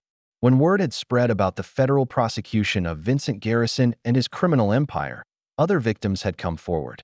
The subsequent trials had exposed a network of corruption that stretched across 3 territories, and the cleanup had created opportunities for honest men to prosper. Cal had used his resources wisely, investing in businesses and infrastructure that benefited the entire community. The schoolhouse was just one example. There was also the new church with its soaring bell tower, the general store that extended credit to struggling families, and the grain mill that allowed local farmers to process their crops without traveling to distant markets. "Your father's going to need help with the new barn raising next week," Emma said to Ben as she joined them in the schoolyard. The Peterson family's barn was damaged in that hailstorm, and the whole community's coming together to rebuild it. Ben's face lit up with enthusiasm. Can I help with the framework? I've been practicing those joints Pa showed me. Cal clapped his stepson on the shoulder with obvious pride. You've earned it, son. Your carpentry skills are getting better than mine.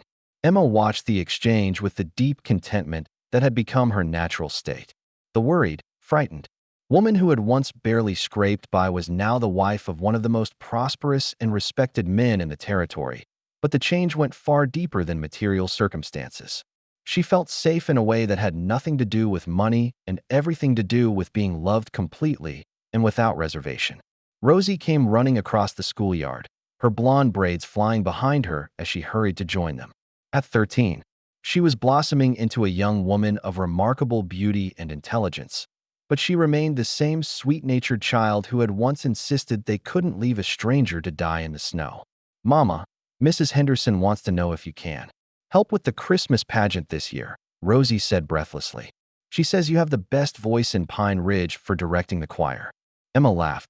I think Mrs. Henderson is confusing me with someone else. It's your father who has the musical gift in this family. Speaking of which, Cal said, glancing at the position of the sun, we should probably get these children to their lessons. Mrs. Henderson doesn't appreciate tardiness. As the family made their way into the schoolhouse, Emma reflected on how perfectly normal this moment was and how extraordinary that normalcy had become. 5 years ago, she would never have imagined herself as the wife of a prosperous rancher, the mother of 4 children, including one she'd carried herself, and a respected member of a thriving community. The schoolhouse itself was a testament to how much their lives had changed. Built from local stone and timber from Cal's own land, it was large enough to accommodate 50 students and equipped with the finest books and supplies that money could buy.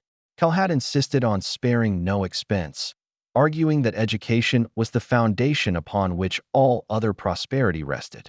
Mrs. Henderson, a former teacher from back east who had answered Cal's advertisement for an educator, greeted them with the warm efficiency that had made her beloved by both children and parents. She was a spinster in her 40s who had found new purpose in shaping young minds on the frontier, and her dedication to her students was absolute.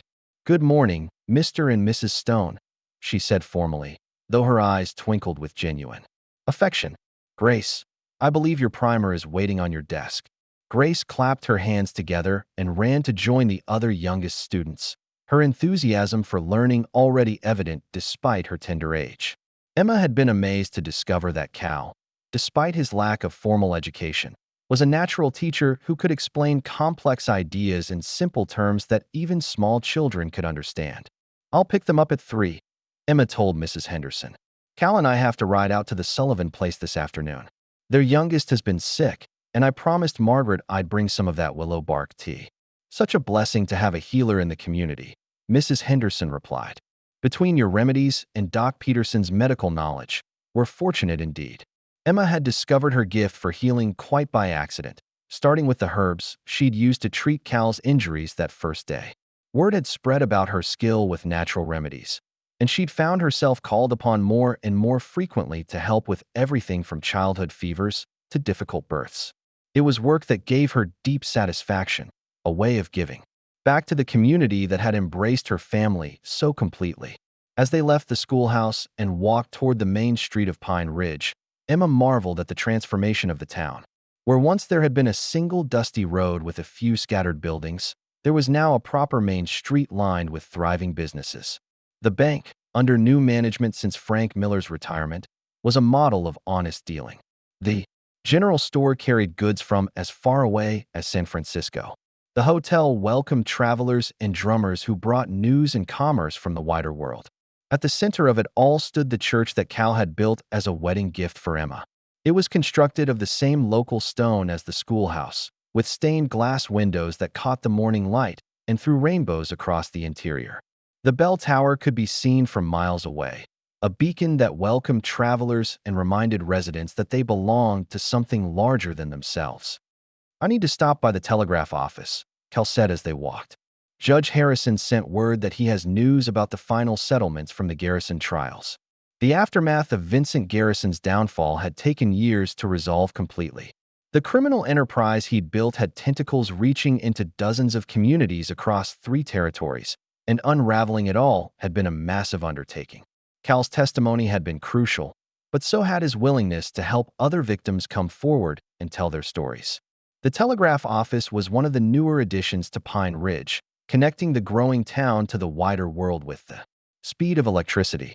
Messages that once would have taken weeks to travel by horseback could now be sent and received in hours, bringing Pine Ridge into the modern age of communication. "Mr. Stone," the telegraph operator called out as they entered. "Got 2 messages for you this morning. One from Helena and one from Austin." Cal read the messages carefully, his expression growing more serious as he processed the information. Emma waited patiently, having learned over the years that her husband was a man who thought carefully before speaking. "Good news and better news," Cal said finally. "Judge Harrison says the last of Garrison's associates have been sentenced. The criminal organization is completely dismantled." "And the message from Austin?" Cal's smile was broad and genuine. "The widow I helped in Amarillo, Mrs. Rodriguez, she's getting married. A good man, a rancher who's been courting her for 2 years. She wanted to thank us for making her new life possible." Emma felt her heart warm at the news. She'd never met Mrs. Rodriguez, but the woman had become a symbol of everything good that had come from Cal's transformation. The money he'd spent to save her ranch had been the first step in his journey away from Garrison's influence, and learning that she'd found happiness and love felt like a completion of something that had begun years before. "We should send a wedding gift," Emma said. "Something special." "Already thought of that," Cal replied. "I've arranged to have a breeding pair of our best cattle delivered to her ranch. Should help her new husband build a proper herd." It was typical of Cal to think in terms of practical gifts that would have lasting value. Over the years, Emma had watched him develop a reputation for generosity that was both thoughtful and sustainable. He never simply gave money to people in need. Instead, he found ways to create opportunities for them to prosper through their own efforts. As they walked back toward their ranch, which sprawled across the valley floor like a small kingdom, Emma reflected on the strange turns that life could take. 5 years ago, she had been a struggling widow facing the loss of everything she held dear. Now she was the matriarch of a prosperous family and a pillar of a thriving community. The ranch itself had grown far beyond anything Emma could have imagined. What had started as a small homestead with a few dozen head of cattle was now one of the largest and most successful operations in the territory. Cal's experience in the cattle business, combined with his natural eye for quality and his willingness to invest in the best breeding stock, had created an enterprise that was both profitable and sustainable. But more than the material success, it was the sense of purpose that made their life together so fulfilling. Cal had found a way to use his wealth and experience to build something lasting, something that would benefit not just his own family, but generations of families who would call Pine Ridge home. Their own home reflected this philosophy of thoughtful prosperity. The house Cal had built to replace Emma's tiny cabin was large and comfortable, but not ostentatious. It was designed for family life, with spacious rooms for gathering and quiet, corners for reading and study. The kitchen was large enough to accommodate the frequent visitors who came seeking Emma's healing knowledge or Cal's business advice. And the parlor was furnished with comfortable chairs and good lighting for the evening hours when the family gathered to read, study, or simply enjoy each other's company. As they approached the house, Emma could see their newest addition, a workshop where Cal spent his evenings crafting furniture and toys for the children. It was a hobby that had grown into something approaching artistry, and pieces of his work could be found in homes throughout Pine Ridge. Ben had become his eager apprentice, learning not just the practical skills of woodworking, but the patience and attention to detail that went into creating something beautiful and lasting. "Mama, Papa." Grace came running from the garden where she'd been helping their housekeeper, Mrs. Murphy, tend the vegetables. The little girl's face was streaked with dirt, and her dress was stained with grass, but her smile was radiant. "Look what I found." She held up a small wooden carving, obviously one of Cal's practice pieces that had been left in the garden. It was a tiny horse, perfectly proportioned and smooth to the touch, the kind of toy that a child would treasure for a lifetime. "That's beautiful, sweetheart," Emma said, kneeling down to admire the carving. "Where did you find it?"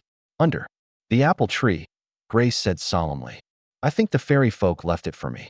Cal chuckled and knelt beside his daughter. Well, fairy folk are known for their fine craftsmanship. You'd better take good care of it.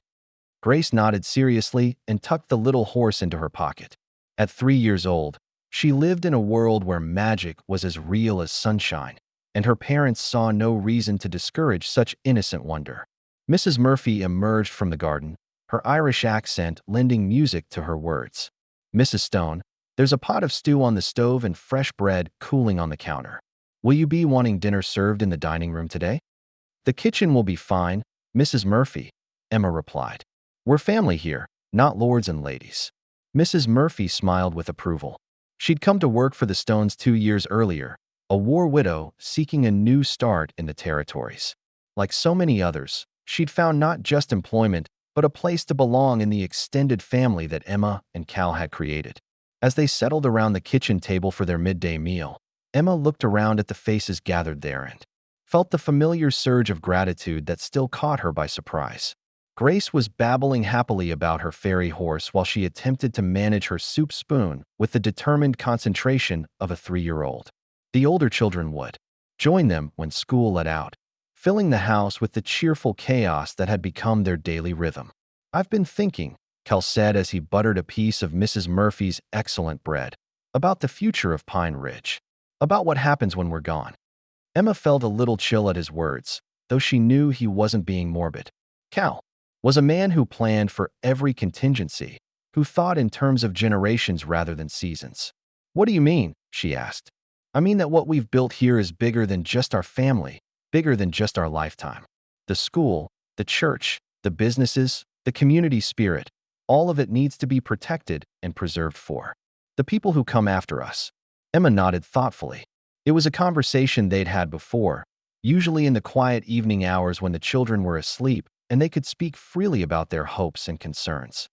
What are you proposing? Cal was quiet for a moment, gathering his thoughts. I've been talking with Judge Harrison about establishing a foundation, a legal entity that would oversee the long-term development of Pine Ridge, something that would ensure the community continues to grow in the right direction, that it doesn't lose the values that make it special. That's a wonderful idea, Emma said. But who would run such a foundation? A board of trustees, Cal replied. Local people who understand the community and share our vision for its future. Maybe Ben, when he's older. Maybe some of the other families who've helped build what we have here. Emma smiled at the thought of their son taking on such responsibility. Ben had shown remarkable maturity for his age, and she could easily imagine him as a leader in the community that had raised him. There's something else, Cal continued. I've been corresponding with other communities across the territories, places that are trying to build the same kind of honest prosperity we've created here. They want to learn from our example, to create their own versions of what Pine Ridge has become. You're thinking of expanding? Not expanding exactly, more like sharing. Teaching others how to build communities based on cooperation rather than competition, on helping neighbors rather than exploiting them. Emma could see the excitement in her husband's eyes as he spoke about this vision. It was the same look he'd had when he'd first proposed building the schoolhouse, or when he'd outlined his plans for the church. Cal Stone was a man who thought big, who saw possibilities where others saw only problems. It would mean travel, he continued. Visiting other communities, consulting with their leaders, maybe even testifying before territorial legislatures about the benefits of this approach to development. And you'd want me to go with you? Cal reached across the table and took her hand. Emma, I don't want to do anything that takes me away from you and the children. But if we could help other families avoid the kind of struggles we went through, if we could help other communities become places where people prosper together instead of competing against each other, wouldn't that be worth the effort? Emma considered his words carefully. The idea of traveling, of seeing more of the world beyond Pine Ridge, held a certain appeal. She'd spent most of her life in one small corner of Montana, and the prospect of experiencing new places and meeting new people was exciting. But more than that, she understood the deeper purpose behind Cal's proposal. They had been blessed with prosperity and happiness beyond anything they could have imagined, and with that blessing came responsibility. If their example could help others build better lives for their families, then they had an obligation to share what they'd learned. I think, she said slowly, that it's exactly the kind of work we should be doing. But only if we can do it as a family. The children should see how other communities work, should understand that there's a whole world beyond Pine Ridge. Cal's smile was radiant. I was hoping you'd say that. Judge Harrison thinks we could start with a tour of communities in the Northern Territories, maybe even into Canada. There are settlements up there that are struggling with the same challenges we faced when we started. When would we begin? Next spring, after the children finish the school year. We could spend the summer traveling, be back home in time for harvest and the start of the new school term. Emma felt a flutter of excitement at the prospect. The woman who had once been afraid to leave her property for fear of losing it too. The bank was now contemplating a journey that would take her family hundreds of miles from home. It was a transformation that still amazed her when she stopped to think about it. The sound of the school bell drifting across the valley interrupted their planning. In a few hours, Ben and Rosie would come home with stories of their day, homework to complete, and the cheerful energy that young people brought to any household. Grace would demand her afternoon story, probably something involving fairy folk and magical horses. Cal would retreat to his workshop to work on whatever project currently occupied his attention, and Emma would tend to the dozens of small tasks that kept a large household running smoothly. It was a routine that had become as comfortable as an old quilt, familiar and comforting in its predictability. But now there was the promise of new adventures ahead, of horizons beyond the ones they could see from their front porch. There's one more thing, Cal said, his tone growing more serious. If we're going to be traveling, representing Pine Ridge, to other communities, we need to make sure our own house is in order. There are still some legal loose ends from the Garrison trials, some property disputes that need to be resolved. Emma nodded. She knew that Cal's testimony in the federal trials had created ongoing responsibilities, obligations that would probably follow him for the rest of his life. There were still victims seeking restitution, still properties that needed to be returned to their rightful owners, still questions about the extent of Garrison's criminal network. Nothing that affects us directly, Cal continued, seeing her concerned expression. But as one of the key witnesses, I have a responsibility to see that justice is fully served. Some of the stolen properties are being returned to families that lost them years ago. I want to be part of that process to make sure it's done right. How can I help? Cal's expression softened with love and gratitude. By being exactly who you are. By reminding me that redemption is possible, that people can change, that good can come from the worst circumstances. Emma felt tears prick at her eyes. Even after 5 years of marriage, Cal still had the ability to move her with his words, to make her feel like the most important person in the world. You know, she said, reaching across the table to touch his face. I used to think that story was about me saving you. About a poor widow taking in a stranger and being rewarded for her kindness. Wasn't it? Emma shook her head. It was about all of us saving each other. You gave us security and protection, but we gave you something just as valuable. We gave you a home, a purpose, a reason to become the man you were meant to be. Cal captured her hand and pressed it to his lips. And now we get to help other families find the same thing.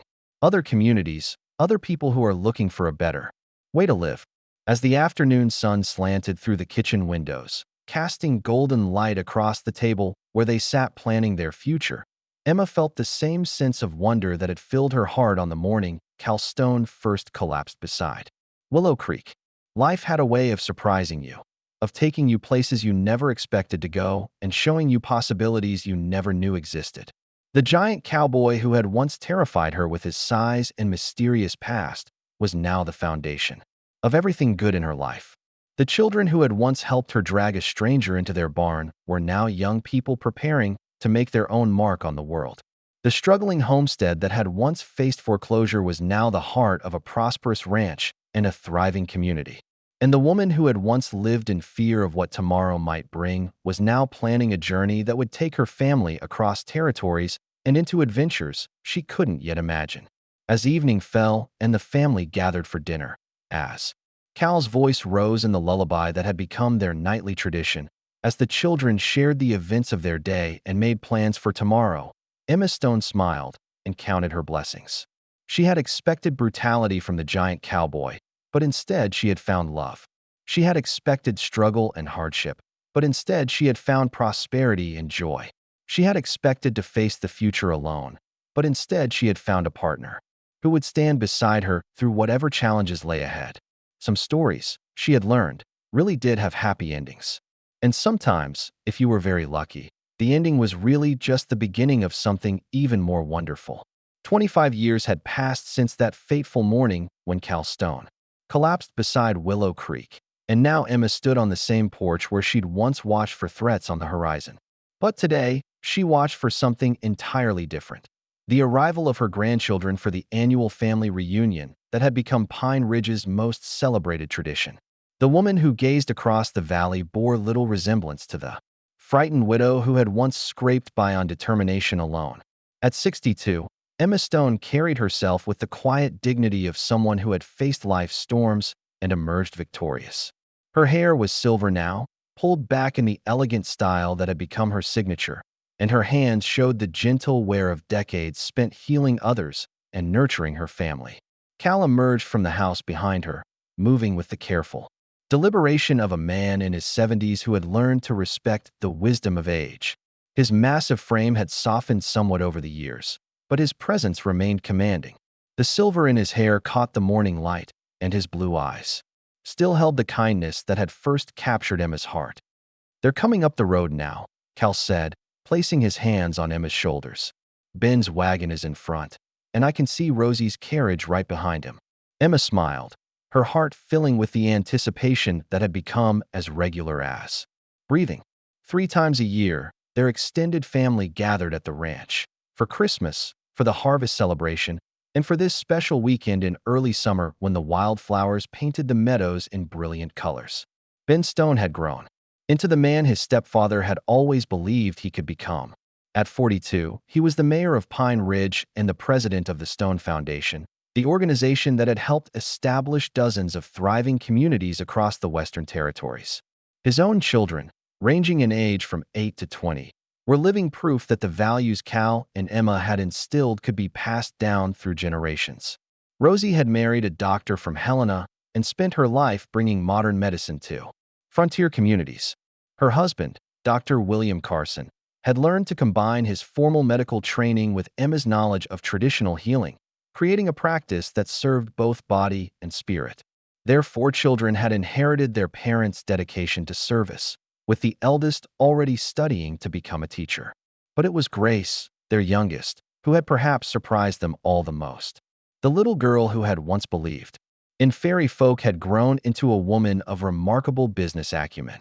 At 28, she ran a network of mercantile stores that stretched from Montana to California, but she'd never forgotten the importance of treating employees like family and customers like neighbors.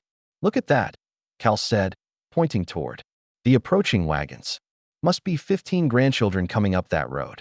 Emma laughed, remembering when she'd thought 3 mouths were almost too many to feed. Now their table regularly seated 25 people, and the house that Cal had built all those years ago had been expanded twice to accommodate their growing family. The first wagon pulled into the yard, and suddenly the peaceful morning erupted into joyful chaos. Children tumbled out of the wagons like puppies, racing toward the house with shouts of "Grandma Emma" and "Grandpa Cal." The adults followed more sedately, but their faces showed the same eager happiness. Ben reached them first, wrapping his mother in a bear hug that lifted her off her feet. At 6'3", he had inherited Cal's size but Emma's gentle nature, and his children adored him with the same fierce loyalty that had once bound their own little family together. "How are you feeling, Mama?" Ben asked, studying her face with the concerned attention of a son who knew his parents weren't as young as they used to be. "Never better," Emma replied honestly. "Your father and I were just planning our next adventure." Rosie arrived in time to hear this declaration, and her eyes widened with mock alarm. "Please tell me you're not planning another cross-country journey. My heart can't take the worry." Cal chuckled. "Nothing so dramatic. We're thinking of visiting that new community in Oregon that's been asking for our advice. Just a short trip, maybe 2 weeks." Grace appeared at Emma's elbow, elegant in the way that successful women learn to be, but still carrying herself with the unpretentious grace that characterized the Stone family. "At your age, you should be thinking about slowing down, not taking on new projects." "At our age," Emma replied firmly, "we've learned that slowing down is just another way of giving up, and we're not ready to give up yet." As the family gathered on the porch, 3 generations represented in the faces around her. Emma reflected on the miraculous nature of their story. The love that had begun between a frightened widow and a wounded stranger had multiplied and spread, touching hundreds of lives across the territories. The Pine Ridge Foundation that Cal had envisioned had become a reality beyond their wildest dreams. 43 communities now operated under its principles of cooperative prosperity, and the model was being studied by territorial governments from coast to coast. The little schoolhouse had become a teacher's college that sent educators throughout the West. The church had spawned a dozen sister congregations, all dedicated to the radical idea that faith should be expressed through service to others. But more than the institutional legacy, it was the human legacy that filled Emma's heart with wonder. Every child playing in their yard carried within them the lessons of kindness, courage, and compassion that had been passed down through their family. They would go into the world knowing that strength was meant to protect, not dominate, and that true prosperity came from lifting others up rather than climbing over them. Grandma Emma called out her youngest grandson, a boy of 6, who had inherited Cal's size and Emma's curiosity. "Will you tell us the story again, about how Grandpa Cal came to live with you?" Emma looked around at the eager faces, some hearing the tale for the first time, others who had heard it dozens of times, but never tired of its familiar rhythms. It had become the family's creation myth, the story that explained who they were and why they mattered. "Well," Emma began, settling into her favorite rocking chair while Cal took his place beside her. "It was a spring morning much like this one, and I was standing right here on this very porch when I heard something that changed all our lives forever." As she spoke, weaving the tale of fear transformed into trust, of loneliness conquered by love, of a giant cowboy who sang lullabies instead of wielding violence, Emma saw the magic of storytelling work its ancient power. The children leaned forward, captivated by the familiar words, while the adults smiled at details they'd heard countless times before. When she reached the part about Cal's gentle voice drifting from the barn that first night, her husband joined in, his bass rumble harmonizing with her softer tones in a melody that had become as much a part of their family as their shared name. "And that," Emma concluded as the last notes faded into the Montana evening, "is how we learned that sometimes the things that frighten us most are really the things we need most. Sometimes the biggest risks bring the greatest rewards. And sometimes, when you open your heart to help a stranger, you discover that the stranger was really coming home." The children applauded, as they always did, and the adults wiped away tears they weren't embarrassed to shed. It was a good story, Emma thought, made better by the fact that every word of it was true. As the evening wound down and the family settled in for another night of togetherness, Emma Stone looked out across the valley that had become home to so many dreams fulfilled. Tomorrow would bring new challenges, new opportunities to serve, new chances to prove that love really could conquer fear and kindness really could change the world. But tonight, surrounded by the people who mattered most, she was content to sit quietly beside the man who had taught her that sometimes the most beautiful things came disguised as the most frightening. Sometimes the biggest hearts beat inside the most intimidating frames. And sometimes, if you were very lucky, a giant cowboy would sing you lullabies for the rest of your life. Up next, you've got 2 more standout stories right on your screen. If this one hit the mark, you won't want to pass these up. Just click and check them out.